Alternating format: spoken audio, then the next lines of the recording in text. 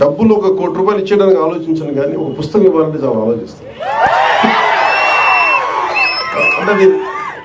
అంటే పుస్తకాన్ని ఇవ్వాలి అంటే నిజంగా నా సంపదను ఇచ్చేసి, అంటే నా కర్ణుడి కవచకుండలాలు ఎలా కోసేస్తే బాధపడుతుందో నాకు తెలియదు, కానీ నా పుస్తకం ఇవ్వాలంటే మటుకు చాలా కింద మీద పడిపోతాను. ఇవ్వాలి అందుకని ఏంటంటే కొంతమంది అడిగినప్పుడు, ఈవెన్ నా పిల్లలు అడిగినప్పుడు కూడా వాళ్ళకి కావాలని ఇంకో కాపీ కొనిచ్చిస్తాను తప్ప నా పుస్తకాలు ఇవ్వడానికి ఇబ్బంది పడతాను. అంత మమకారం నా పుస్తకాలు.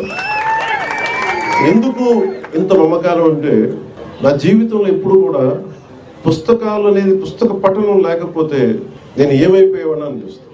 నేను ఇంటర్వ్యూని కూడా ఎందుకు మధ్యలో ఆపేశానంటే చదువుకోలేక కాదు, మార్క్స్ తెచ్చుకోలేక కాదు, బాగా చదివేవాడిని. కానీ ఎందుకంటే నేను కోరుకుంటున్న చదువు పుస్తకాల్లో లేదు, క్లాస్ రూమ్లో లేదు. అందుకు నేను ట్యాగూర్ గారి ప్రేరణతో, అంటే రవీంద్రనాథ్ ఠాగూర్ స్కూల్కి వెళ్ళకుండా ఇంట్లోనే కూర్చొని నేర్చుకున్నారంటే అది నేను కూడా ప్రేరణ తీసుకొని ఆయనలాగే చెట్లు చేమలు మొక్కలు చూస్తాం. మా దగ్గరికి అంత లగ్జరీ లేదు, పెద్ద ఉద్యానవనాలు లేవు. మాకుండా 2 రోజా మొక్కలతో కుండీలనే చూస్తాం.